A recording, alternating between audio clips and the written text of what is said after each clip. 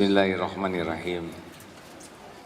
Assalamualaikum warahmatullahi wabarakatuh. Alhamdulillahi rabbil alamin. Alhamdulillahilladzi anzala sakinah fi qulubil mu'minin liyazdadu imanan ma'a imanihim. Allahumma salli wa sallim wa barik ala Muhammadin wa ala alihi wa ashabihi ajma'in. Ya Allah, ya Sami, ya Bashir, ya Qarib, Allahumma nawwir qulubana binuri hidayatik kama nawatal ardu binuri syamsik abadan abada birahmatika ya arhamar rahimin. Duha yang maha menatap, berkahi majelis ini.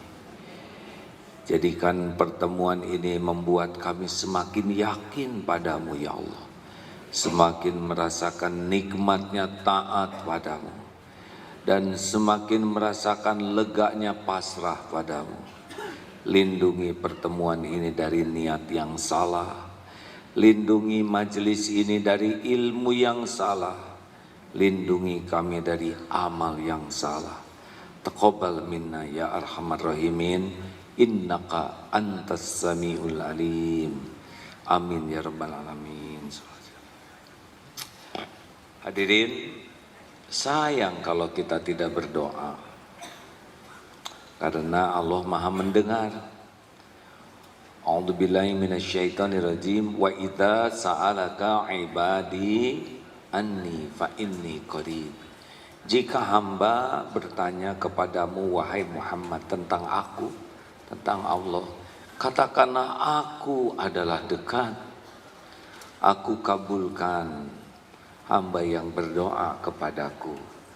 Jadi apapun doalah, karena Allah maha dekat, Allah maha mendengar, Allah maha mengabulkan doa. Dan apa yang bisa kita lakukan tanpa pertolongan Allah? Kita semua la haula wala quwata illa billah. Kita semua tiada daya, tiada kekuatan kecuali dari Allah. Ini pertemuan Allah yang mengatur. Tapi ujian yang bicara ini makhluk ciptaan Allah. Kalau Allah tidak menolong, bisa salah yang disampaikan, bisa salah niatnya, bisa tidak dipahami, bisa tidak bermanfaat. Makanya minta tolonglah kepada Allah dalam segala urusan. Dan Islam adalah agama yang benar-benar sangat detail, dari bangun sampai tidur, bahkan sampai mimpi pun ada aturannya. Dan nyaris semuanya dengan doa. Bangun tidur apa doanya? Allahumma barik lana. Minta keberkahan. Baik hadirin, kita simak mengulas yang lalu ya.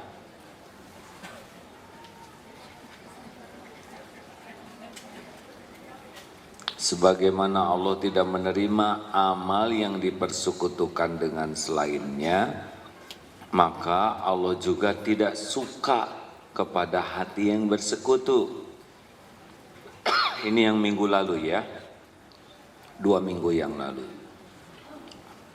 Amal perbuatan yang dipersekutukan kepada selain Allah tidak diterima oleh Allah, dan hati yang bersekutu tidak akan menghadap kepada Allah. Begini, jadi kan amal itu yang paling penting adalah diterima.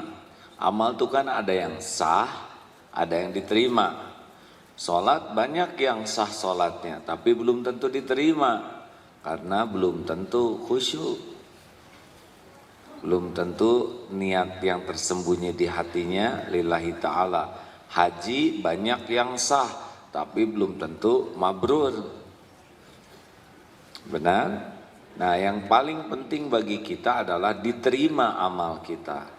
Nah, amal itu baru diterima oleh Allah kalau niatnya benar-benar murni lillahi ta'ala.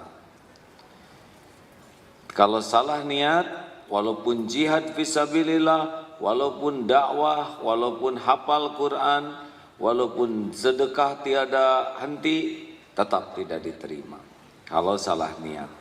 Amal tidak diterima kalau salah niat. Nah, hati juga tidak bisa menghadap ke Allah kalau masih ada selain Allah yang mendominasinya. Jadi maaf ya, yang terlalu senang kepada uang itu susah menghadap ke Allahnya. Karena hatinya sudah kadung dipenuhi oleh Tuhan yang lain, yaitu uang. Gimana? Saya kan perlu uang. Sama hadirin, ya, sama. Semua orang perlu rezeki. Tapi ada yang berhenti di uangnya, tapi ada yang perlu uang, jadi ingat Allah. Terbayangkah? Sepertinya tidak terbayang ya.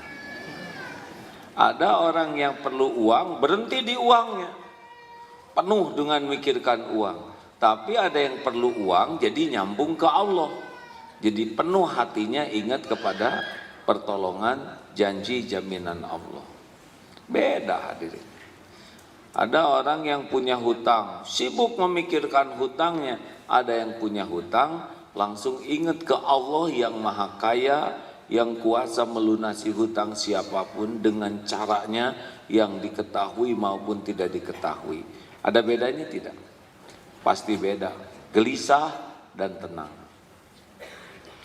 Ada yang ingat jabatan, berhenti di jabatannya, sibuk memikirkan bagaimana caranya supaya dapat jabatan. Jabatan pagi, siang, malam, jabatan yang diobrolkan jabatan. Tapi ada yang ketika ingat jabatan, ingat Allah yang menentukan. Dia akan istiqoroh. Kalau baik jabatan ini, mudahkan. Kalau tidak baik, jangan. Tenang saja. Ternyata tidak dapat jabatan, dia bersyukur. Karena boleh jadi jabatan itu yang akan mencelakakan dunia akhiratnya. Sama pilpres kemarin juga ya. Yang belum bisa move on, katanya yang on ya. Bergerak terus. Tuhan kita bukan presiden, Tuhan kita bukan pemerintah, Tuhan kita Allah Subhanahu wa Ta'ala. Tidak boleh kita terjebak oleh pilpres sehingga terus-terusan hati kotor, pikiran kotor, mulut kotor, tulisan kotor, sikap kotor. Tidak boleh nyebut on tidak baik ya. Maaf, terlanjur keluar. Jadi hadirin sekalian, termasuk berumah tangga. Berat berumah tangga itu kalau ingat kepada pasangan tapi tidak nyambung kepada Allah. Sudah pasti capek. Tidak ada tenangnya, tidak ada bahagianya. Kenapa? Karena Allah tidak suka. Ini ada sekarang ya, kita coba bahas. Sebentar. Tadi saya sudah baca. 218. Kata siapa 218? Kata saya. Oh iya.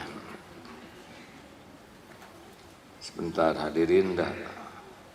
Baik, pada prinsipnya adalah kalau hati ini masih terdominasi oleh sesuatu dan tidak dikembalikan ke Allah, maka Allah tidak suka. Kalau Allah tidak suka, alarmnya adalah Allah akan mencabut sakinah dari hati kita. Jadi gelisah, tidak tenang, pikiran kacau, pokoknya tidak ada nyaman. Kenapa? Karena kita berhenti pada sesuatu. Padahal sesuatu ini hanyalah sarana kita kembali ke Allah. Jelas? Coba punya keinginan, boleh tidak? Boleh. Tapi kemana dibawanya keinginan ini? Ingin apa, Dek? Cepetan. Maksudnya saya kan cuma nanya, enggak mengapa. Pengen apa? Ingin apa, Dek? Ingin umroh. Berangkatlah. Ingin umroh. Kemana terus pikirannya? Ke ongkos. Saya nggak punya uangnya. Terus kemana lagi pikirannya? Ke Allah. Umroh itu hak prerogatif Allah Subhanahu wa Ta'ala. Siapapun yang Allah undang pasti sampai ke sana. Bukan masalah uang.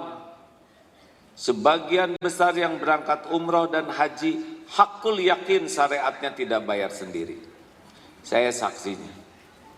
Satu bis itu yang bayar sendiri itu sedikit. Ada yang dibayarkan suaminya. Iya kan? Ada yang dibayarkan istrinya, ada tuh. Suami bokeh, istri yang bayar. Dibayarkan orang tua, dibayarkan mertua, ada, dibayarkan menantu, dibayarkan oleh anak. Ada syariatnya dibayarkan kantor, dibayarkan majikan, ada yang dapat hadiah, ada yang mengganti teman yang tidak jadi berangkat. Banyak cara bagi Allah. Makanya ingat umroh, tidak ingat Allah, pasti mengkerut hatinya. Ingin apa? Pengen apa cepetan? Pengen rumah? Ya belilah. Ingin rumah, terus gimana? Harga tanah makin naik sekarang, gimana? Mikir apa sekarang? Sudah pikir rumah, kemana mikirnya? Ke cicilan, ke penghasilan, atau ke Allah? Semua yang ada di langit dan bumi, lillahi ma fis samawati wa ma fil ardh. Semua yang ada di langit dan di bumi milik Allah. Semua rumah itu adalah milik Allah, ciptaan Allah. Hanya Allah pemiliknya. Yang ada itu cuma ngaku-ngaku. Ada yang cuma ngaku-ngaku sertifikatnya saja. Ada yang punya itu hotel saya, ini rumah saya. Tidak, aslinya rezeki pembantu. Ya, seperti villa. Itu villa itu rezeki mamang dan bibi. Ya.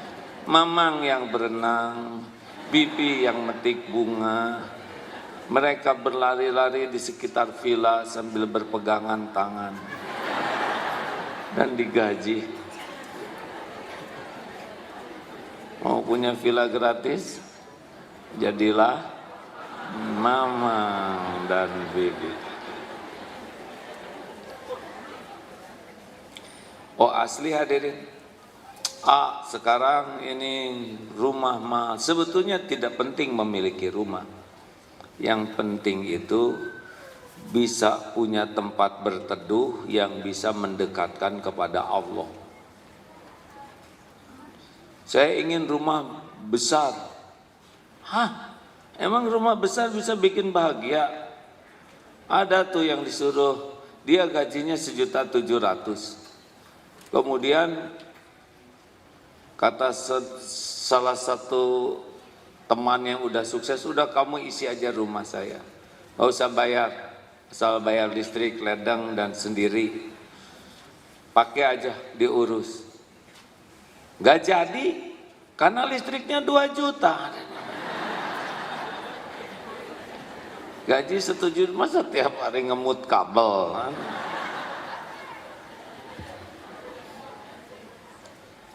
Tenanglah, harga tanah naik, gak usah risau.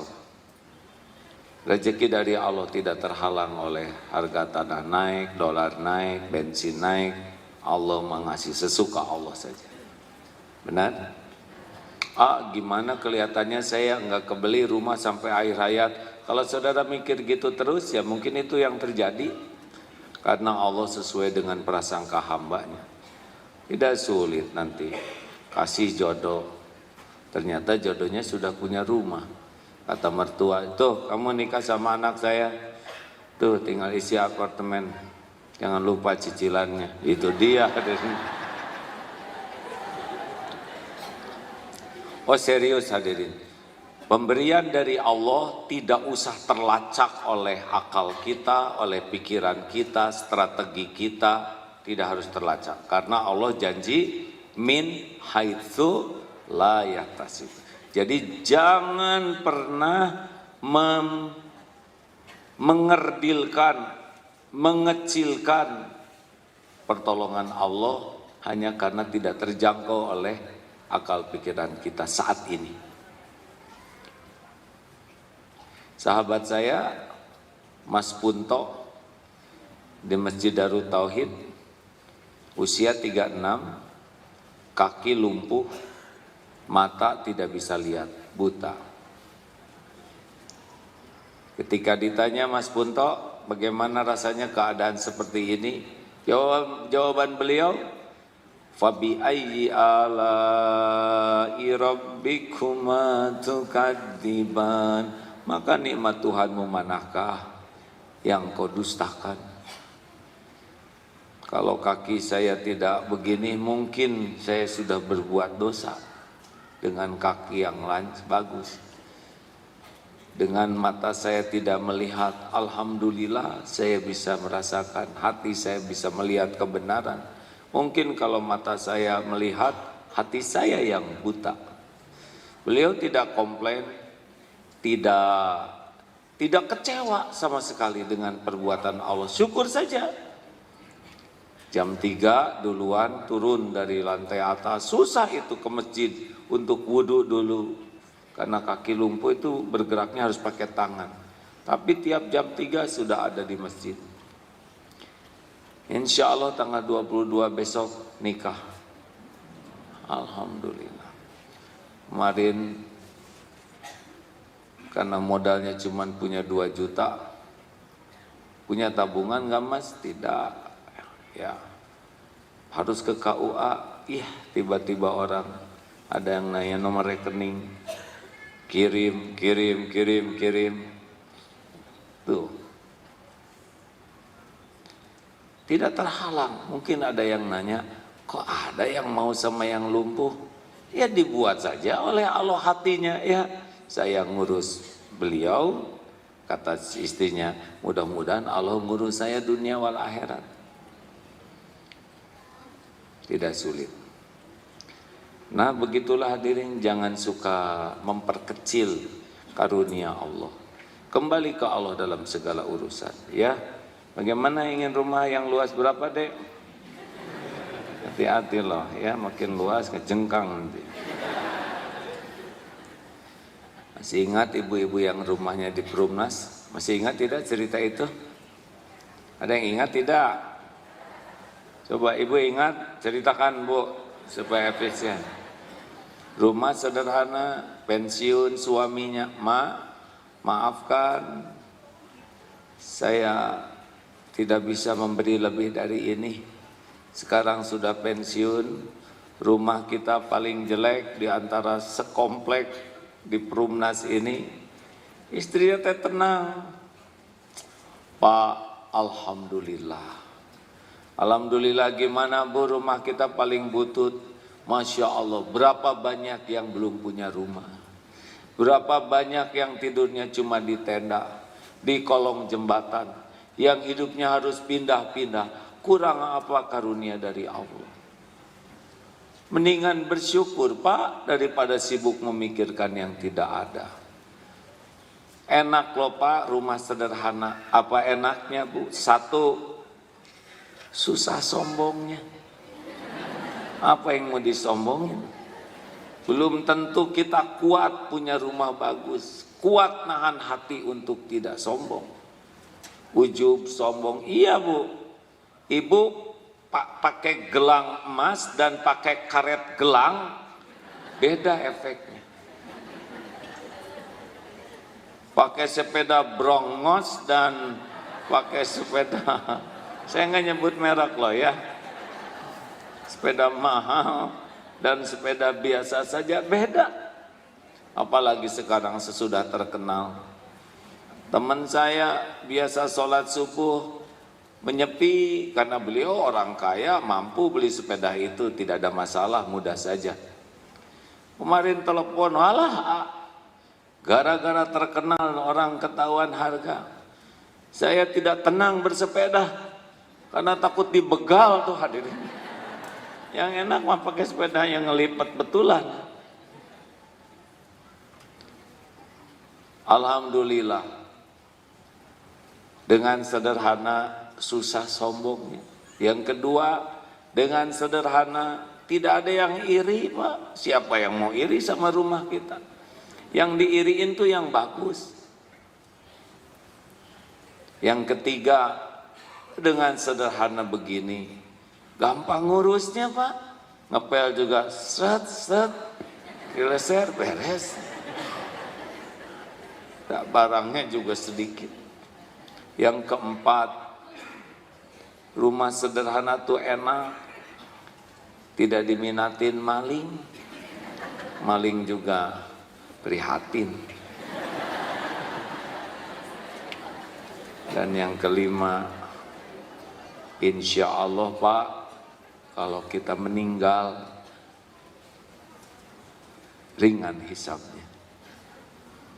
Mau dihisab cuma sedikit barangnya, kan tiap barang akan dihisab di sisi Allah. Hati-hati ibu yang kerudungnya kebanyakan, sedekahkan. Jelas deh. Jadi gimana, mau tetap kontrak? Minta. Ingat sesuatu, ingat Allah.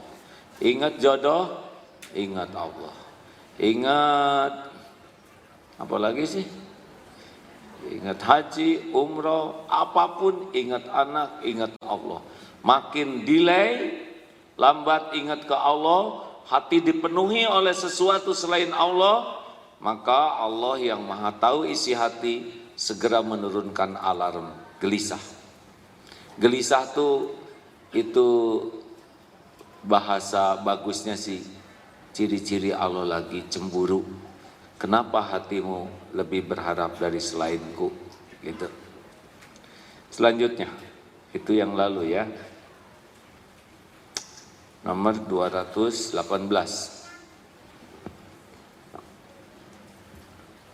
Kitab Al-Hikam pasal 218 pada halaman 158. Bismillahirrahmanirrahim.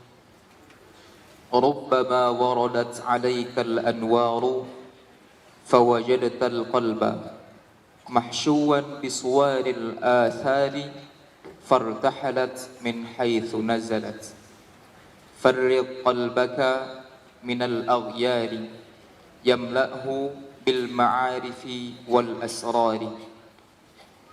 Ada kalanya nur ilahi turun kepadamu, tetapi didapatkan hati masih penuh dengan keduniaan atau hawa nafsu, maka ia kembali ke tempat yang ia turun daripadanya. Kosongkan hatimu dari segala sesuatu selain Allah, niscaya Allah akan memenuhinya dengan makrifat dan rahasia-rahasia. Sederhananya begini, pengajian ini membahas tentang karunia Allah. Waktu di sini yakin, kenapa keluar jadi nggak yakin lagi? Waktu di sini yakin nih rezeki itu Allah yang bagi, bahwa setiap kali kita menolong orang pasti dilihat Allah dan kembali ke kita. Tapi pas ke bawah tetap nawar. Padahal yang dibeli tukang bandros, untungnya cuma sedikit. Kenapa jadi kurang yakin? Ini seperti cahaya nih.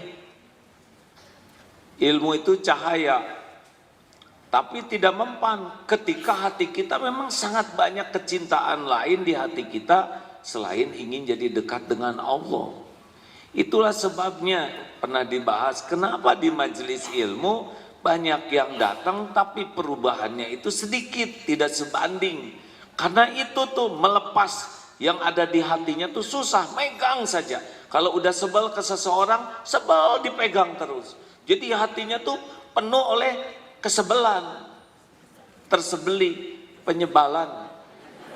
tersebal-sebal. Loh iya, berapa banyak orang yang kalau tidak suka ke seseorang hatinya penuh oleh ketidaksukaan. Sebel ke tetangga itu saja yang dipikir. Tidak lepas. Senang ke sesuatu tidak lepas. Kalau di Darut Tauhid sekarang sedang tren sepeda. Karena tahun 2020 ganti dari kendaraan bermotor ke sepeda. Jadi di mana-mana tuh kelihatan wajah tuh seperti sepeda. Lihat pedaan kalau pakai roda bagus, sepeda lagi, makin penuh oleh sepeda, tidak nyambung ke Allahnya, ilmu yang banyak dalam pengajian tidak akan masuk tuh ke hati. Karena memang hatinya sudah keburu dipenuhi dan tidak mau lepas, baik senang maupun sebel. Makanya harusnya lepaslah, hati ini haknya Allah. Bukan tidak boleh mencintai, bukan tidak boleh menyukai, tapi jangan megang, jangan lengket. Ingat teori mikrofon ini mikrofon bagus nih, mahal, lihat warnanya aja, ya, bagus, mahal, saya suka, manfaat, tapi tetap mikrofon ini saya tidak mau melekat di tangan saya, sebab kalau melekat repot. Apalagi melekat di bibir saya. Ada waktunya dipegang, ada waktunya disimpan, benar? Nah itu dia, kalau melekat terus di hati, nempel, lengket, tidak lepas-lepas. Nah Allah yang maha tahu hati kita lengket dengan sesuatu, tidak bisa kita punya nikmatnya yakin ke Allah. Harus belajar melepas lengketnya di hati dengan apapun, siapapun. Karena Allah cemburu. Begitu. Biasa saja. Dunia berikut isinya tidak boleh. Termasuk pendamping hidup, cinta boleh. Tapi tidak boleh mendominasi terus-terusan di hati. Udah tidak ada bahagianya, gelisah. Saudara cinta ke istri, cinta ke suami, cinta ke anak, boleh, karena yang menciptakannya Allah. Tapi kalau sudah mendominasi sehingga Allahnya kalah oleh yang diingat itu, jadi masalah. Tidak boleh ada yang mengalahkan Allah di hati kita. Ingat sesuatu, langsung ingat siapa? Allah. Ingat definisi stres ala kita apa? Orang stres itu kebanyakan mikir, kurang zikir. Harusnya bagaimana?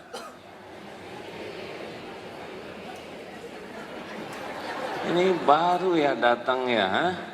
Kok jawabannya ngaco? Harusnya banyak zikir, kurang mikir. Nggak pernah ada pelajaran itu di sini. Harusnya tiap mikir jadi gitu. Jangan ngarang ya Bu ya. Tiap mikir apapun harus jadi zikir. Karena apapun pasti milik Allah, pasti dalam kekuasaan Allah, pasti takluk kepada kehendak Allah. Apapun, siapapun. Gitu. Ayo mulai. Jangan suka ngedelay. Ingat ke Allah. Pokoknya kalau sudah tidak nyaman, udah nggak enak. Nah ini Allah nih. Hati kita tuh dibulak-baliknya oleh Allah. Huwaladzi anzala sakinah. Dialah Allah yang menurunkan sakinah di hati orang yang beriman. Jadi Allah kan maha tahu isi hati kita. Wa asiru qaulakum awijharu bi innahu alimum bidatis sudur. Al-Mulk ayat 13. Mau engkau rahasiakan wa asiru qaulakum, kata-katamu, atau engkau zaharkan seperti ini, Allah tahu isi hati. Wa huwa alimum bidatis sudur. Dalam surat Al-Hadid ayat 5, wa huwa ma'akum aynama kuntum wallahu bima ta'maluna basir. Dan Allah wa huwa ma'akum, dan dia bersamamu dimanapun engkau berada, dan Allah maha melihat apapun yang engkau kerjakan. Loh, lanjutnya wa huwa alimun bidatis sudur, dan dia mengetahui apa yang ada di dalam hati. Jadi Allah tahu hati kita lagi diisi oleh apa, siapa yang memenuhi. Kita pasti mikir, pasti punya keinginan, pasti punya harapan, dan segera ke Allah. Ingin sesuatu ke Allah, karena pemilik yang kita inginkan pasti Allah, dan terjadinya ketemu dengan kita yang kita inginkan dengan izin Allah. Dan yang terbaik itu yang paling tahu hanyalah Allah. Yang kita inginkan belum tentu yang terbaik. Makanya yang paling penting kita minta ke Allah dipilihkan yang terbaik. Bukan yang terbaik menurut kita, yang penting yang terbaik menurut Allah. Yang terbaik menurut kita belum tentu terbaik menurut Allah. Surat Al-Baqarah 216. A'udzubillahi minasyaitonirrajim. Wa asa an takrahu syai'aw wa huwa khairul lakum. Boleh jadi engkau tidak suka, padahal baik menurut Allah bagimu. Wa asa an tuhibbu syai'aw wa huwa syarrul lakum. Boleh jadi engkau suka, padahal jelek menurut Allah bagimu. Wallahu ya'lamu wa antum la ta'lamun. Allah maha tahu, Allah tahu, engkau tidak tahu. Makanya jangan digigit anjing baik buruk, Bu? Digigit anjing baik buruk? Sok tahu ya. Berapa banyak orang yang ketemu jodohnya sesudah digigit anjing. Digigit anjing itu bisa jadi bagian dari terkabulnya doa. Makanya jangan buruk sangka kepada yang tidak sesuai harapan ya. Nah begitulah hadirin. Pokoknya jangan kelamaan mikir kecuali nyambung ke Allah. Apapun. Sakit, gimana kalau sakit? Sekarang sakit. Ini kemarin ada jerawat di sini. Udah nggak usah lihat jerawat saya, Pak. Mata ke jerawat, hati ke obat jerawat lagi, ke Allah.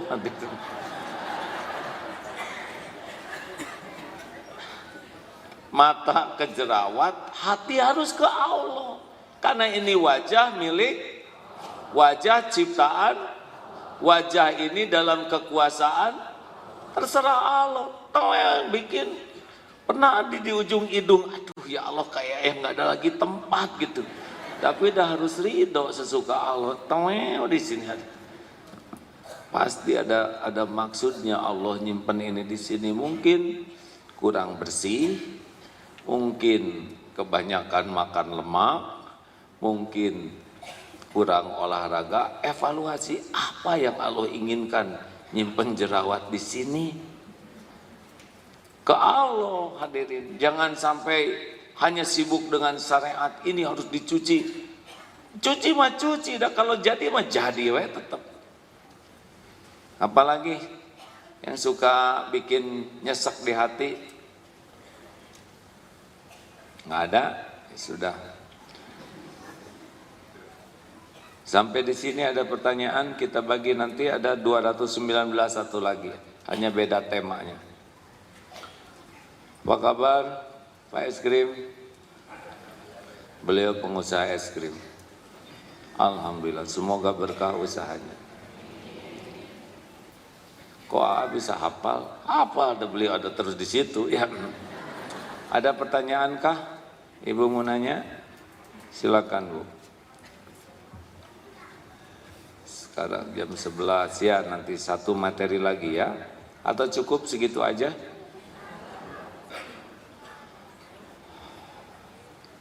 Ini kalau sedang begini di ruangan ini selain kita ada siapa saja? Jawab. Malaikat ada tidak di sini? Alhamdulillah ada. Harus kita yakini itu, ya. Ada malaikat, malaikat pencatat, raqib, atid, malaikat yang khusus mendatangkan rahmat, malaikat yang khusus mencari majelis zikir, banyak. Jin ada tidak di sini?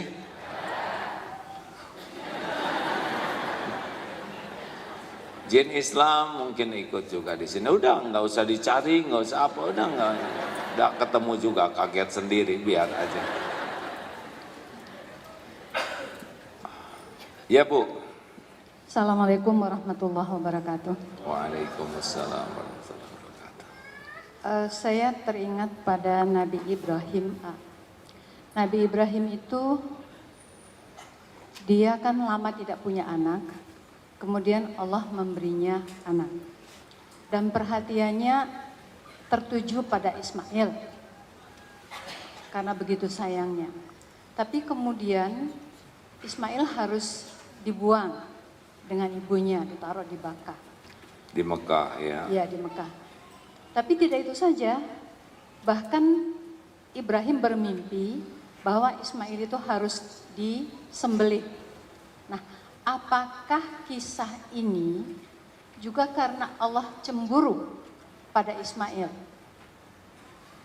Begitu pula dengan kisah Nabi Ayub dan Yusuf, Nabi Yakub, Nabi Yakub dengan Nabi Yusuf. Nabi Yusuf punya perhatian khusus sehingga saudara-saudaranya merasa iri dan akhirnya Nabi Yusuf sendiri sampai dimasukkan ke dalam sumur, Semua dibuang, ditangkap jadi budak belian, di penjara, ya. Nah, apakah itu juga karena Allah cemburu pada Yusuf melihat kalau dikatakan tidak adil, Yakub bagaimana ya? Baik. Nyatanya seperti itu. Terima kasih ya. Assalamualaikum warahmatullahi wabarakatuh. Waalaikumsalam warahmatullahi wabarakatuh. Semua nabi adalah ciptaan Allah, milik Allah Subhanahu wa taala. Dan semua rangkaian kisahnya adalah hikmah bagi kita semua. Saya yakin bahwa memang seorang nabi itu harus sangat bersih hatinya. Cinta sayang boleh, tapi tidak boleh ada mendominasi sehingga mengalahkan tempat Allah di hati. Mungkin seperti itulah kisahnya, ya Bu? Ya udah gitu. Panjangan pertanyaan daripada jawaban. Ciri-ciri yang jawabnya kurang ilmu begitu. Saya sepakat dengan pendapat Ibu. Itu jawabannya. Astagfirullah. Ini sekedar pengalaman yang sudah pernah diceritakan. Suatu saat ada kuda namanya Al-Adiyat. Sudah dengarkan cerita ini? Kalau udah lebih rileks sebetulnya. Saya suka kepada kuda ini. Karena kudanya baik, dewasa, bijaksana, soleh. Tidak rewel. Kuda sudah sangat pintar. Ini usianya sudah cukup, jadi sudah dewasa kuda ini. Kalau berlatih juga menyenangkan. Bahkan kalau pergi jauh waktu itu ya suka video call. Nggak tahu kudanya ngerti atau tidak ya, tapi buat saya senang. Pulang ke pesantren tuh biasanya ke masjid tapi berubah jadi ke kuda dulu. Ke kuda baru ke ibu baru ke pesantren. Hampir selalu begitu. Hati sudah tidak enak ini. Ini kenapa saya lebih mendahulukan kuda daripada ibu. Tapi udah lagi senang. Sampai suatu saat, satu hari direkam tuh berkuda. Hari itu, hari Ahad. Dan Seninnya mati kuda itu. Sedih memang, tapi saya berusaha mikir gitu, apa nih maksud Allah? Mungkin kalau kuda itu bisa bicara, dia mengatakan begini, aku sayang. Ini sesama kuda jantan, ini bukan kuda betina. Ini. Oh, lebih jelek lagi ya.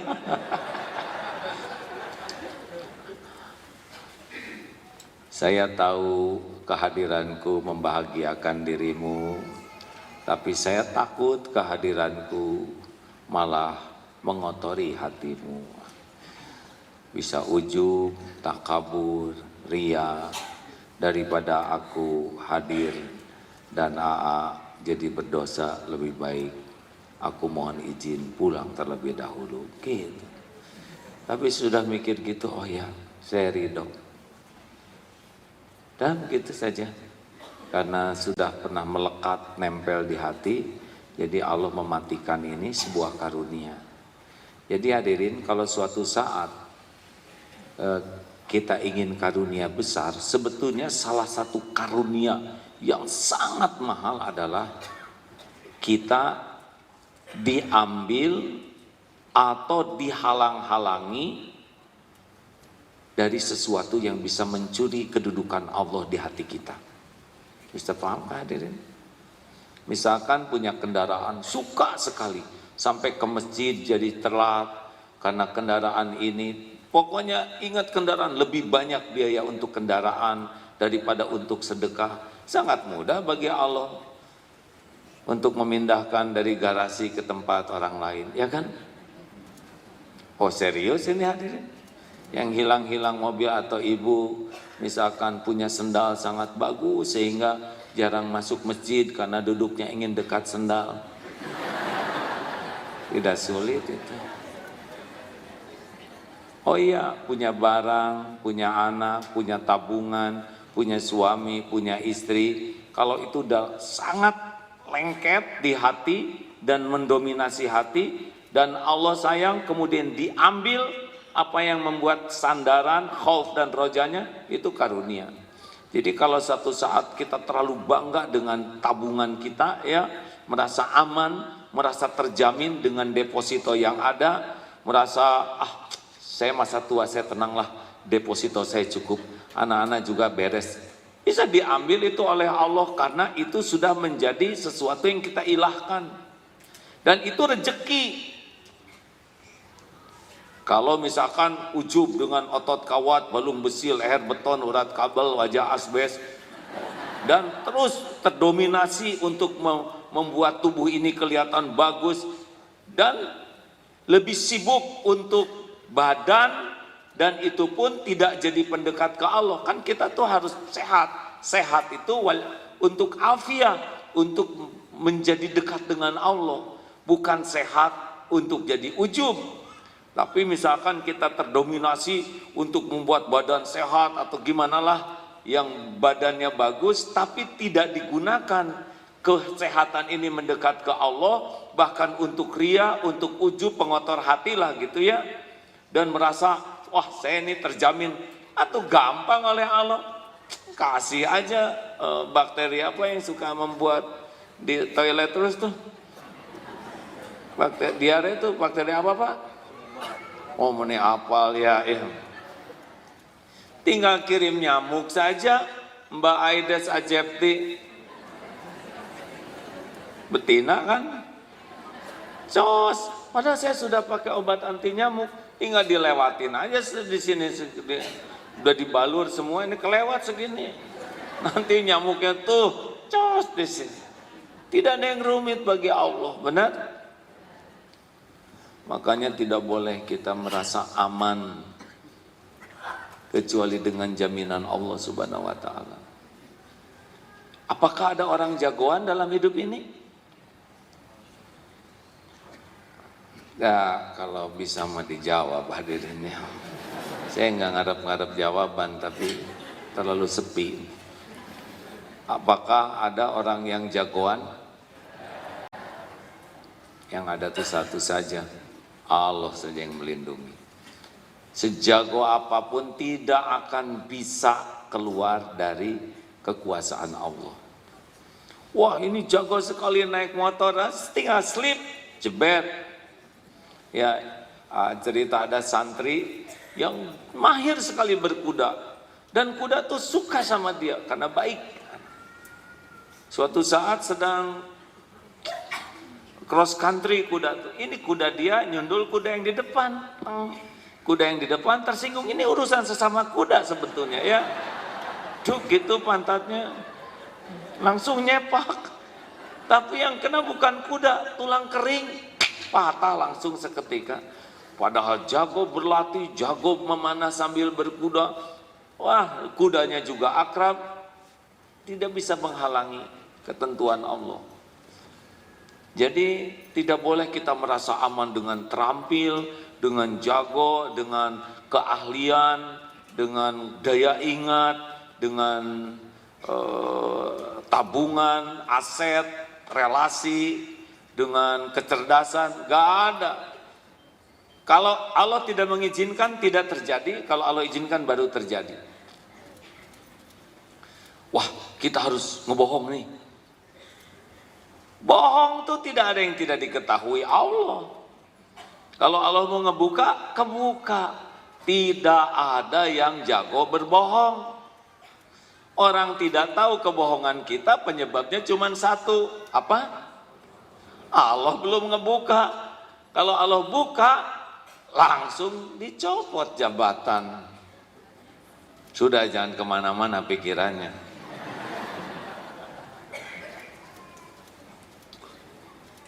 Terus ada yang nanya, iya saya juga udah ketahuan saya bohong. Gimana dong sekarang saya jadi tidak dipercaya? Tobat. Saya sudah tobat tapi tetap tidak dipercaya. Bagaimana? Tobat terus. Gimana? Mungkin nggak ada orang yang percaya ke saya padahal saya sudah pernah ketahuan berbohong. Yang membulak-balik hati adalah Allah. Jadi tobatnya bukan supaya orang mempercayai kita, tapi tobatnya supaya Allah mengampuni kita. Sesudah itu terserah Allah. Jelas, Bu? Ngobrol wae, Bu, ya.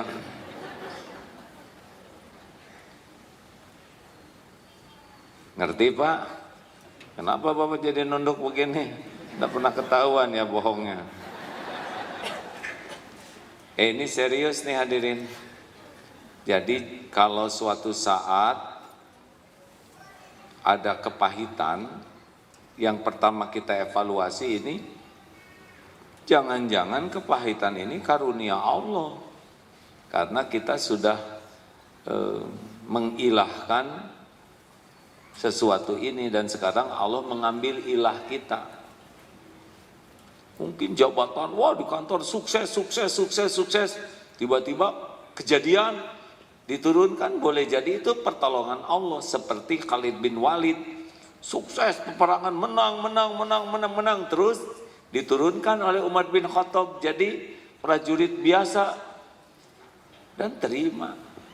Karena boleh jadi kesuksesan yang terus menerus itu bisa jadi ujub, ria, takabur.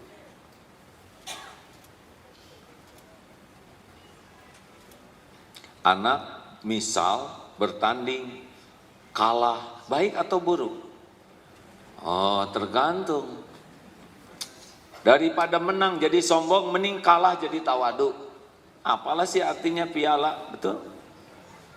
Punten ya Pak ya, kalau di pesantren, misal ada pertandingan ini, mohon doa ke gurunya, ke kiai, mau ikut pertandingan apa gitu di luar. Didoakan menang, tidak. Saya mah tidak mau mendoakan santri menang, enggak, hampir enggak pernah Pak.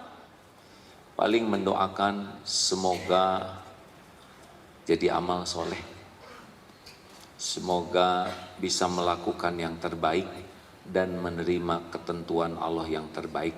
Cukup. Dan yang penting mah bukan menang jadi amal. Menang juga cuma dapat piala plastik,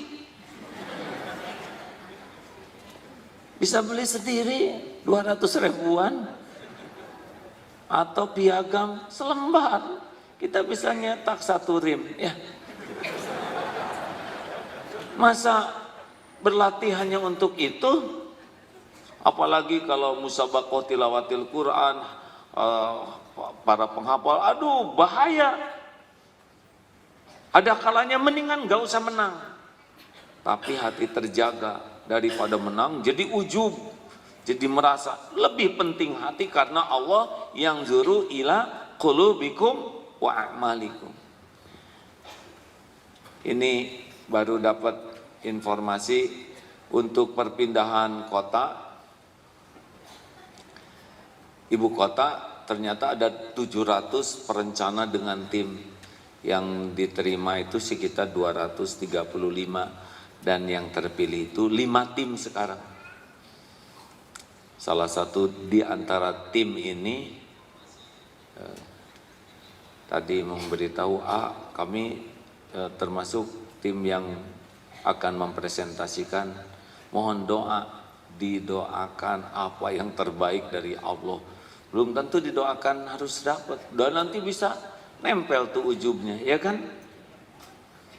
Allah tuh tidak melihat kotaknya, tapi melihat hati dan amalnya. Innallaha la yanzuru ila suwarikum wa amwalikum walakin yanzuru ila qulubikum wa a'malikum.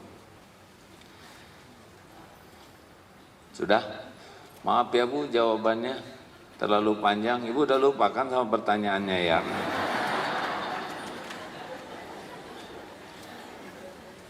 (219) Fadhal Ustaz. Kitab Al-Hikam pasal 219 di halaman 158. Bismillahirrahmanirrahim. La tastabti minhun nawala walakin istabti min nafsika wujudal iqbali.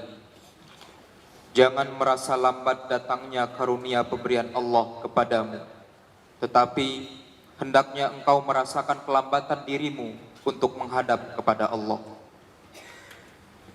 Jangan merasa lambat datangnya karunia pemberian Allah kepadamu, tapi hendaknya engkau merasakan kelambatan dirimu untuk menghadap kepada Allah Tuhanmu.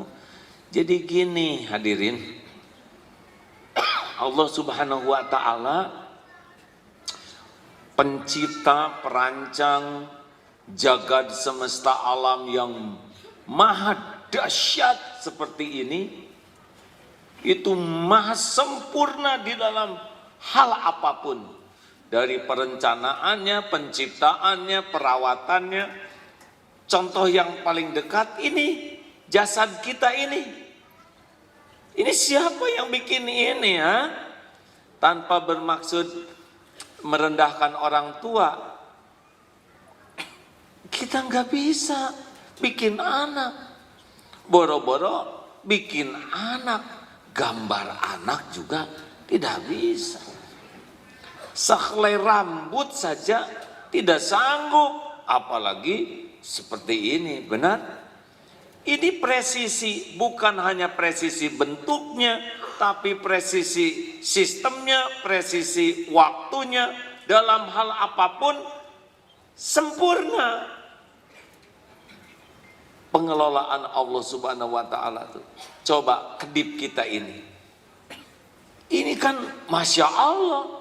Ini kedip ini kecepatannya tanpa kita pahami tepat Bapak. Coba kalau terlalu cepat, mual hadirin. Kalau lambat, tol baru itu pada kejungkal tuh hadirin. Seperti sistem kita ini Bu, Ibu barusan tertawa kan? Itu artinya presisi loh Bu. Antara yang didengar, ini kan kita nggak ngerti ada ini tuh apa. Di dalamnya katanya ada gendang, ada goong, ada kenong.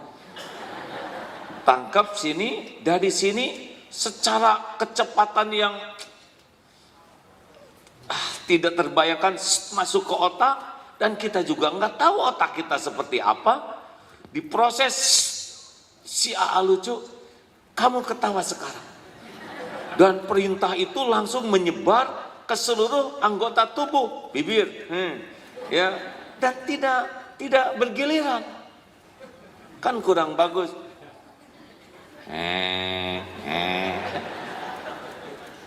Gini. Ini tangan di sini. Ini berat loh, naruh di sini. Ya, ketawa itu kan berarti udara dari paru-paru menekan. Kemudian pita suara mengecil supaya cocok dengan suara ketawa, ya kan? Kalau kan tidak lucu ya. Dan tepat semua waktunya, tidak lambat, benar? Coba kalau lambat, lucunya sekarang proses gitu. Nanti di angkot, kan bahaya hadirin.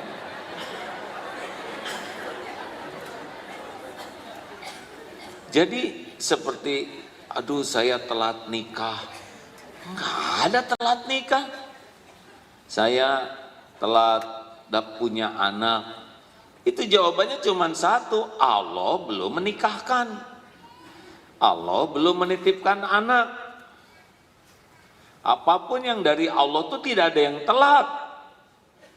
Yang telat itu justru yang kita pikirkan, kenapa saya telat? Sholat telat, ngaji telat, zikir telat, sedekah telat. Justru yang kita pikirkan telatnya kita mematuhi perintah Allah, bukan telatnya pemberian dari Allah. Ini dia hadirin hikmahnya. Ada yang belum nikah, kenapa ya saya kok belum nikah? Atau enggak tahu ya. Saya kan bukan yang menakdirkan jodoh. Kenapa kok saya telat punya jodoh? Mungkin telat tobatnya, telat sholatnya, telat ngajinya, telat, saya sudah tahajud berarti telat khusyuknya. Hadirin sekalian, daripada dalam tanda kutip mengotak-ngatik perbuatan Allah, mendingan otak-atik kesalahan kita di dalam kepatuhan dan kepasrahan ke Allah. Jadi apa yang biasanya telat itu? Patuh dan pasrah. Kalau telat patuh kepada perintah Allah dan telat memasrahkan urusan ke Allah, itulah masalah kita. Kita kalau ada masalah tuh dikekewek sendiri, dikekewek tuh apa bahasa Indonesianya? Digenggam.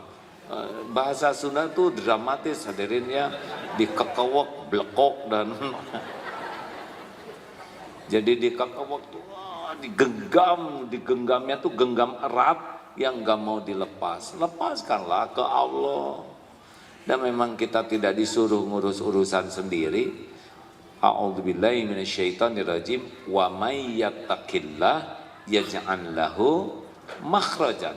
Barang siapa yang bertakwa kepada Allah, baginya jalan keluar dari persoalan apapun. Karena semua persoalan itu terjadi dengan izin Allah. Semua persoalan itu dalam pengetahuan Allah. Semua persoalan itu hanya bisa ada solusi kalau ditolong oleh Allah. Wa yarzuqhu min haitsu la yahtasib, dan Allah berikan rezeki karunia yang tidak diduga-duga.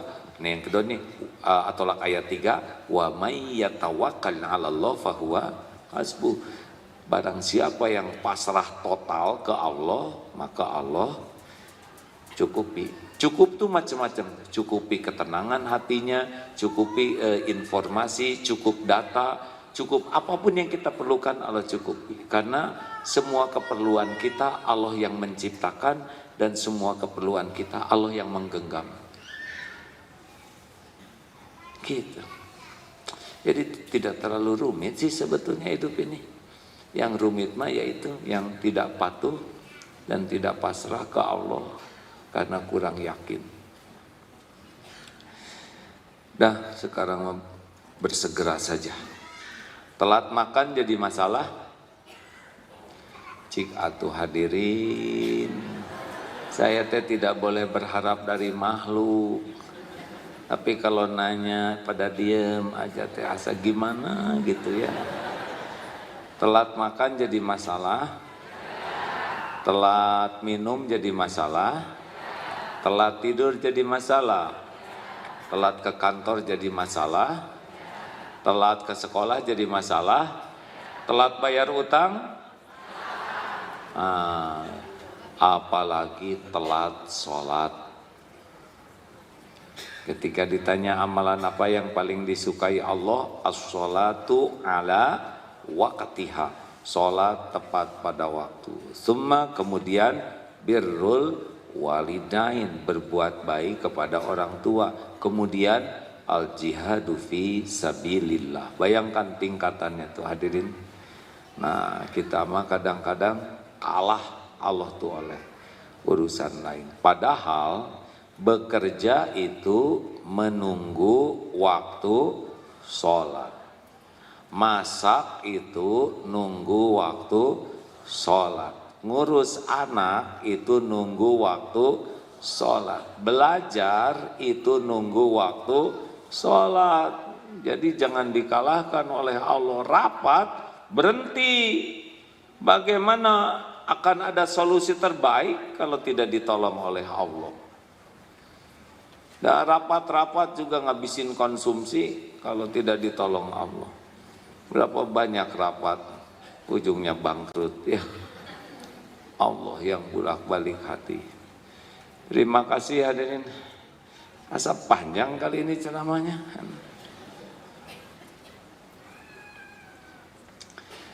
Baik, perlu ada tanya jawab lagi atau sudah segini saja? Tadi mah tidak terlalu penuh, sekarang ujuk-ujuk penuh gini. Silakan. Bismillah sambil infak ya, sambil digelar sorban infak, sambil tanya jawab. Ya Allah, Engkau maha melihat, jadikan rezeki yang dinafkahkan ini Engkau terima. Jadikan penggugur dosa, penolak bala dan musibah, pembuka pintu rezeki yang lebih halal, lebih berkah, menjadi jalan ijabah doa ya Allah. Taqabbal minna ya arhamar rahimin, innaka antas samiul alim. Amin. Nanti mulai beredarnya sesudah selesai doa ya. Terima kasih. Ya, pertanyaan silahkan. Bu yang pegang mikrofon. Yang mana tuh ini dan? Iya, iya tenang. Maksud saya mikrofonnya di mana?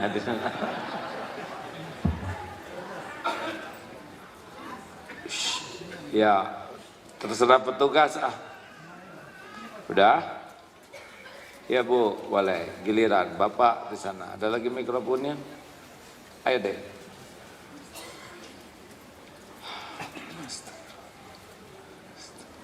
Assalamualaikum warahmatullahi wabarakatuh. Curhat dong Waalaikumsalam warahmatullahi wabarakatuh. Apa? Curhat dong Oh, curhat mah lama boy. Surkit ya, yang ringkas Bu. Saya juga lagi banyak persoalan ya. Singkat ya ya. Ada dalam Al-Quran, jagalah anak dan keluargamu dari siksa api neraka. Nah, saya kebetulan mengalami pengalaman dalam pribadi saya sendiri, makanya saya minta solusi bagaimana yang terbaik ya. Saya akan mengambil satu jalan yang mungkin yang tidak diridhoi Allah. Nah, begini Pak, anak saya menikah dengan keluarga yang boleh dikatakan penganut musyrik ya. Nah, dari awal mereka tidak sholat, mereka tidak mengenal Al-Quran dan mohon maaf penganut kejawen. Dalam perjalanan waktu proses selama berumah tangga sering terjadi percekcokan, saya berusaha sabar.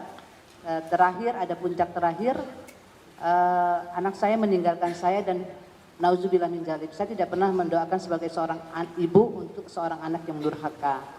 Berkali saya sudah mendidik anak saya dengan segala upaya saya ke dalam agama Islam, yaitu karena mungkin karena Allah lah dia diberi jodoh dengan cara mungkin saya yang tidak ridho ya Pak A ya. Akhirnya anak saya menjadi durhaka kepada anak ibunya dan terakhir dia berucap kepada saya, mau mama apa? Apakah mau mama saya bercerai dengan suami saya? Saya bilang kepada anak saya, Allah mendengarna, Allah mencatat.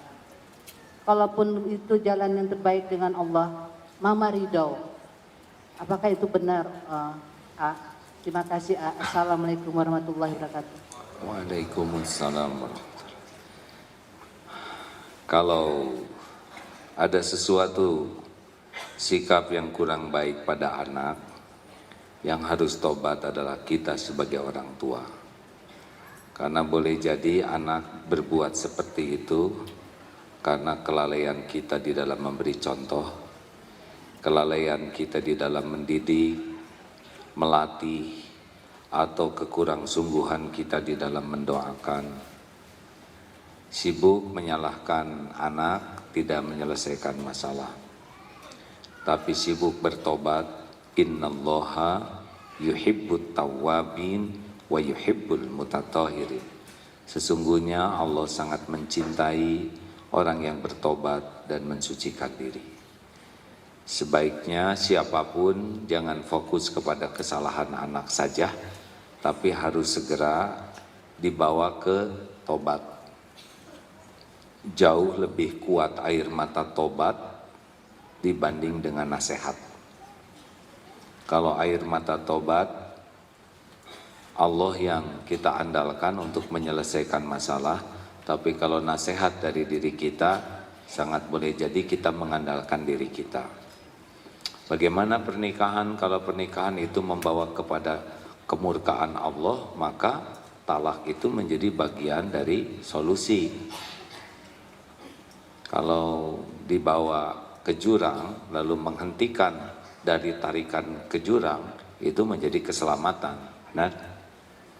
Dan kemusyrikan itu inna syirka la zulmun azim. Syirik itu adalah kezoliman yang sangat besar. Jadi pisah itu tidak haram, hadirin. Kalau itu menjadi tambah selamat dari kemurkaan Allah, malah jadi kebaikan. Maaf ya Bu, kalau masih jauh dari sempurna, sepengetahuan saya saat ini seperti itu. Terima kasih Bu. Pak, maaf. Assalamualaikum Pak Ustaz. Waalaikumsalam warahmatullahi wabarakatuh. Saya memperkenalkan diri kepada Ustaz sedikit aja. Umur saya sudah 76 tahun. 76 tahun, Alhamdulillah. Sudah melihat presiden pertama dari Bung Karno sampai Bung Jokowi. Apa? Melihat bagaimana Bung Karno, dari bagaimana Bung Jokowi gitu. Bung Karno Presiden sampai kita, Bung Jokowi, Jokowi. presiden kita yang kita cintai. Ya. Alhamdulillah. Maunya presiden pertama tentu akan lebih bagus dari presiden kedua. Dan selanjutnya begitu. Ternyata sekarang masih ada kekurangan-kekurangan yang kita rasakan. Boleh lebih dekat mikrofonnya? Ya, banyak sekali kekurangan yang kita rasakan. Namun Bapak Presiden yang kita cintai ini sudah berusaha semaksimal mungkin, tapi belum juga berhasil Pak Ustaz. Apa upaya kita? Apa upaya kita sabar, Presiden kita sabar, atau ada upaya lain? Atau kita ada satu usulan kepada Presiden, oh Pak Presiden ini yang harus yang terbaik menurut agama semua, Allah bisa meredai negara Indonesia yang menurut kesatuan NKRI gitu. Baik Pak. Itu satu. Yang kedua Satu aja. Satu juga ini belum tentu kebales Pak ya. Tenang ya Pak ya. Jadi apa tadi pertanyaannya coba Han? Sudah dari Bung Karno sampai Pak Jokowi, lalu coba deh itu yang kok ale-ale aja ya. Maaf. Bapak sudah umur 76, 6. sudah menyaksikan presiden pertama sampai presiden sekarang yang kita cintai. Nah, dari setiap presiden ini punya kekurangan dan kelebihan, termasuk Ya. Bapak Jokowi. Nah, selama ini menurut Bapak Jokowi banyak kekurangan. Nah, menurut Bapak apa langkah yang harus kita Bukan lakukan? tuh katanya itu, bukan gitu katanya. ini salah. Inilah. Coba yang dekat aja salah paham ya nggak? Ini salah pengertian Pak Ustaz. Jadi kita menyampaikan Pak Jokowi dengan kejadian, kita harus langsung pakai presiden kita Pak Ustaz jantung ke Pak Jokowi langsung gitu. Saya ke Pak Jokowi langsung. Ya, langsung ke presiden. Jadi sekarang ini aja udah salah. Ini contoh nih. Enggak, ini ada contoh nih salah. Tuh Pak coba Ustaz jangan minta ya, salahkan Pak. saya kalau Beliau nggak yang minta mengerti. tadi bukan saya. Pak, biar saya menjelaskan. Ini salah. Salah ya. Juga penjelasan di staf-stafnya Pak Presiden yang kita cintai ini juga salah. Ya ini kita salah juga. Iya. Ini maksud saya, Pak Ustadz sebagai panutan umat dan panutan kita semua menyampaikan ke Pak Presiden Jokowi, kekurangan kita selama ini tolong Pak Ustadz sampaikan semuanya, minta enggak sulit kok masuk Oh sana. gitu. Enggak sulit, enggak. Kalau Saya sulit kita kesana. sama-sama kita nak mengantarkan Pak Ustadz. Allahu Akbar.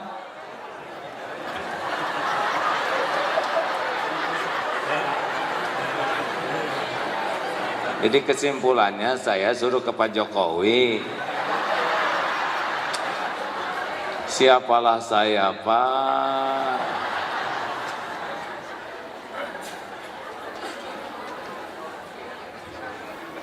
Suruh nasihatin Pak Jokowi. Kan sudah ada Pak Kiai Ma'ruf di sana. Saya masih apa? Udah Pak, udah ampun Pak.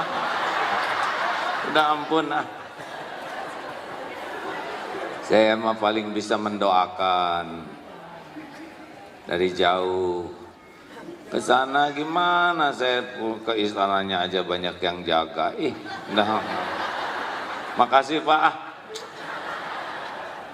Terima kasih Pak, kita doakan Pak Jokowi. Berat ya jadi presiden. Yang nakdirkan Pak Jokowi jadi presiden itu Allah Subhanahu wa taala.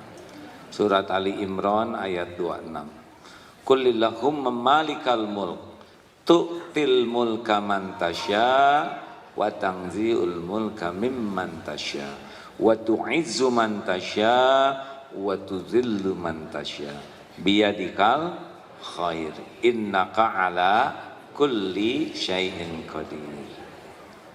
Qulillahumma, katakanlah Allahumma, qulillahumma malikal mulk, engkau berikan tu'til mulka man tasya, engkau berikan kerajaan kepada siapa yang engkau kehendaki, engkau ambil dari siapa yang engkau kehendaki, engkau muliakan siapa yang engkau kehendaki, engkau hinakan siapa yang engkau kehendaki, di tanganmulah segala kebajikan, innaka ala kulli syai'in qadir, sesungguhnya engkau maha kuasa atas segala sesuatu. Jadi antara kekuasaan dan kemuliaan dipisahkan. Dikasih kedudukan, diambil kedudukan tergantung menyikapinya. Kalau disikapi dengan cara yang benar, maka baru dipasangkan kemuliaan. Kalau dikasih jabatan tapi digunakan cara yang salah, maka diberikan kehinaan. Diambil kekuasaan, sikapnya benar, maka tetap jadi mulia. Diambil kekuasaan tapi dia menyikapinya salah, dia diberi kehinaan.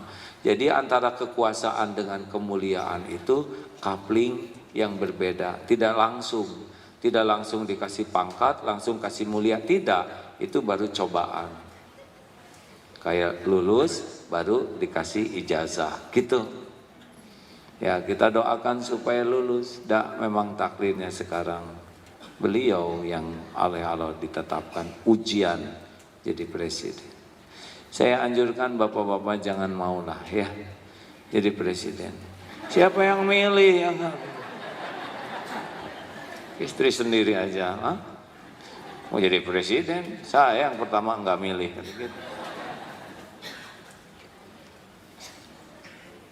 Terakhir, jangan yang berat-berat atuh hadirin. Ini dua ini berat-berat, kiri kanan. Boleh. Bisa ada yang bantu. Hadirin, ini adalah pertemuan terakhir kita, ya.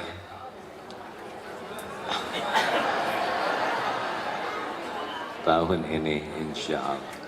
Kalau hidup, saya tahun depan, tanggal berapa? Tanggal 7, doakan ya. Kalau memang saya tidak atau sudah berakhir hidupnya, berarti ini terakhir betulan. Kita harus selalu siap karena ajal itu rahasia Allah. Silakan Bu. Assalamualaikum warahmatullahi wabarakatuh. Pak Ustadz, ini mengenai suami saya. Suami saya dulu dia orang Jawa, Jawanya tuh yang totok banget. Kejawen. Sebentar, tenang ya. Gini. Udah keburu disebutin ya. Nanti siapapun yang mau bertanya boleh bertanya begini.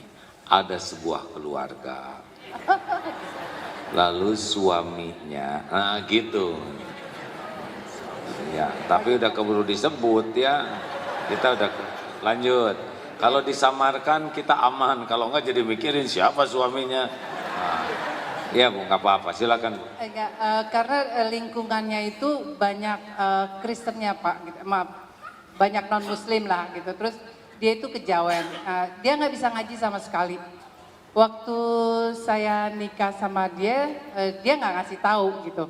Tapi dia sholatnya rajin. Terus pas udah gitu udah lama-lama dia baru bercerita. Saya tuh Islam itu baru gitu, maksudnya dia itu dulu waktu dia kecil dia nggak ngerti Islam tuh bagaimana, dan dia nggak pernah diajarin sama orang tuanya untuk ngaji atau apa. Jadi dalam hidupnya itu cuma 3 ya surat yang dia hafal, Al-Fatihah, Qul a'udzu birabbin nas, sama Qul huwallah. Tapi dia belajar sholat Pak Ustadz sama guru ngaji dia tanpa sepengetahuan tanpa saya tahu. Tapi ya alhamdulillah dia tahajud rajin, terus kalau sholat suka berjamaah dengan saya. Tapi waktu baca doa kunutnya tuh ada yang salah gitu, maksudnya salah-salah. Kadang-kadang saya mau negor dia, takut dia tersinggung gitu, jadi saya diemin aja gitu. Itu gimana ya Pak Ustadz supaya negor suami itu supaya nggak tersinggung gitu Pak Ustadz, karena dia sensitif banget kalau masalah. Saya ngaji pun dia gini, kalau saya ngaji gitu dong, mentang-mentang bisa ngaji, gitu-gitu suka gitu. Kalau saya melakukan kesalahan, malah justru dia, kamu tuh mestinya jadi begini, rajin ngaji kok kamu seperti itu, gitu-gitu. Jadi sensitif gitu loh Pak Ustadz. Sensitif banget Iya. gitu ya. Baik.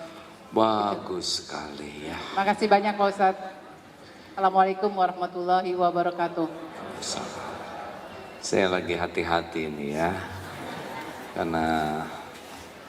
Karena kita harus lihat, ini jodoh sudah takdir. Tapi dua-duanya juga kelihatannya berusaha memperbaiki diri. Nah, mengapa suami tumbuh imannya lambat? Karena iman itu pupuknya ilmu. Jadi kalau ingin yakinnya menguat, itu ilmunya harus nambah. Mungkin kurang ke majelis taklim ya Bu? Enggak pernah, ya bisa dimaklumi. Ya, orang jadi sensi itu karena sensitif maksudnya. Karena memang ilmunya masih terbatas. Takdirnya ilmu sekarang oleh Allah dibimbing senang ke pengajian.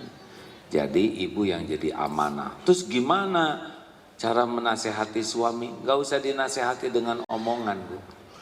Ibu bersikap baik, mulia, ikhlas, itu pun sudah jadi nasihat besar. Kalau ibu judes tuh kan, banyak ngaji judes begitu. Oh iya, seperti yang suami protes itu kan, kamu tuh pengajian kayak makan obat sehari 3 kali. Tapi perubahan yang nyata hanya pada seragam. Peningkatan yang nyata hanya pada cicilan. Menyikapi perkataan seperti ini tidak boleh sakit hati, karena boleh jadi itu teguran dari Allah untuk kita lewat beliau. Iya, apapun yang benar, walaupun caranya kurang sesuai harapan, itu karunia Allah. Nah, kita selalu ingin orang ngomong enak ke kita. Enggak penting, yang penting omongannya benar. Kalau bapak punya istri misalkan ya, sensitif, tutup dong Pak mulutnya, gini-gini aja ikut campur, itu karunia Allah. Dari bapak kayak Kudanil nggak ada yang memperbaiki ya kan? Oh serius hadirin, banyak orang yang dikoreksi itu sakit hati, padahal koreksi itu bagian dari yang dia minta. Ihdinas siratal mustaqim, ya Allah tunjukkan jalan yang lurus. Ya kita bukan nabi, tidak akan datang wahyu. Digerakkanlah oleh Allah siapa yang Allah kehendaki, kadang lewat suami, kadang lewat istri, kadang lewat anak, kadang lewat pembantu. Bu atuh bu, ibu teh jangan judes-judes amat jadi orang. Kata siapa judes Bi? Itu teh digerakin oleh Allah. Oh ibu kalau jajan mewah segitu, kalau saya pinjam uang menit susah. Itu tidak benar ya. Makanya kalau ada orang ngoreksi, kita harus tahu bahwa kita yang minta koreksi itu. Betul? Bu, tenang ya Bu ya. Jadi suami itu, dan kalau ngasih tahu itu jangan langsung, Pak, sini Pak. Bapak teh pengen ke surga atau ke neraka? Itu pasti berhenti obrolan. Pak, pakai pihak ketiga. Pak, tadi saya dengar di kajian di Al-Latif. Nah, itu enak deh Pak. Nah, cerita apa? Jadi jangan seperti kita yang menasehati, pakai pihak ketiga. Cerita ini, cerita itu. Jadi tidak merasa digurui. Belajar dari cucunya Rasulullah Hasan dan Husain. Melihat seorang kakek-kakek wudunya salah, tidak dikoreksi. Tapi malah nanya, Kak gimana sih wudunya Rasulullah tuh? Oh gini deh, diajari. Nah si kakek ngelihat, oh berarti wudu saya tadi nggak benar. Sekarang tanpa digurui tapi jadi benar, itu yang paling penting. Dalam bahasa Sunda disebut laukna benang, caina herang. Ikannya dapat tapi airnya nggak pakai keruh. Gitu ya. Nggak gampang, teori mah gampang hadirnya. Kenapa kita suka? Karena ada emosi yang bikin nggak enak. Jadi kita posisinya harus di bawah. Tidak seperti yang tahu ngajari yang tidak tahu, tapi saya harus bantu orang jadi tahu. Jadi kalau posisi di atas, kecenderungan kita ngajar. Ngerti enggak sih? Nah itu berarti kita udah ngerti, dia belum ngerti. Ada yang bisa saya bantu? Kita udah di bawah tuh. Nah ini enak. Kalau orang itu tidak merasa digurui, apalagi suami. Suami itu kadang harga dirinya beda. Ya. Waduh langsung gini-gini. Saya juga ngerti Bu, saya kan suami ya. Walaupun dia salah, kadang-kadang tidak mau disalahkan. Nggak apa-apa, tenang saja. Yang ngebulak-balik itu Allah. Saran saya yang ketiga, Ibu, kalau ketemu suami lebih banyak doa daripada banyak omong ya. Lihat suami tidur teh, keluarin doa. Kalau misalkan ibu lagi tahajud, suami masih belum, keluarin doa. Pokoknya tembak terus dengan doa. Dan Allah pasti mendengar, pasti mendengar. Lebih kuat doa daripada bicara nasihat yang belum tentu ikhlas. Doa saja Bu. Misalkan ini suami ibu di samping udah pulas, mau ngorok gak ada masalah ya. Penting doa. Ya Allah, ini takdir engkau titipi. Bukan seperti yang kecewa hadirin. Ya Allah, apa nggak ada takdir yang lain? Oh dosa. Terima ya, alhamdulillah ya Allah. Terima kasih engkau amanahi. Pasti ada kekurangan, tapi pasti ada kelebihannya, benar? Alhamdulillah ya Allah, titip suami saya. Oh, biasakan seperti itu. Kalau suami lagi tidur tuh lihat, titip suami saya ya Allah, kuatkan imannya. Dan Allah pasti melihat. Kita lagi ngedoa itu ya Allah lihat. Kita lagi natap hati kita sayang, doa itu gak usah dibangunkan Pak. Saya barusan ngebangunin Papa, nggak sukses ya. Karena doa yang tidak diketahui oleh orang yang didoakan itu jauh lebih mustajab. Sing ikhlas, dan Allah pasti tahu itu, pasti tahu. Allah tahu kita lagi berdoa, Allah tahu kita lagi natap, Allah tahu isi hati kita, sayangnya kita, itu Allah tahu persis. Dan itu disukai oleh Allah Subhanahu wa taala. Allahumma sholli ala sayyidina Muhammad wa ala alihi wa ashabihi ajma'in. Alhamdulillahi rabbil alamin. Wala hawla wala quwata illa billah. Ya Allah ya Hayyu ya Qayyum bi rahmatika nastaghits. Ya arhamar rahimin irhamna ya Rabb. Allahumma a'inna ala dzikrika wa syukrika wa husni ibadatik. Doa yang maha menatap, tolonglah ya Allah agar umur yang tersisa ini bisa menjadi ahli taubat, sebenar-benar taubat. Allahumma ja'alna minat tawabin waj'alna minal mutatahirin waj'alna min ibadikas solihin. Ampuni semua dosa kami ya Allah, yang sengaja, yang tidak sengaja, yang terang-terangan, yang sembunyi-sembunyi. Ampuni dosa kami yang berulang-ulang ya Allah. Allahumma inna nas'aluka taubatan nasuha wa taubatan qablal maut wa rahmatan indal maut wa maghfiratan ba'dal maut. Allahumma hawin alaina fi sakaratil maut. Allahumma inna nas'aluka husnal khatimah wa na'udzu bika min su'il khatimah. Allahumma ighfir lana wa li walidina warhamhum kama rabbawna shighara. Ampuni semua keburukan sikap kami kepada orang tua ya Allah.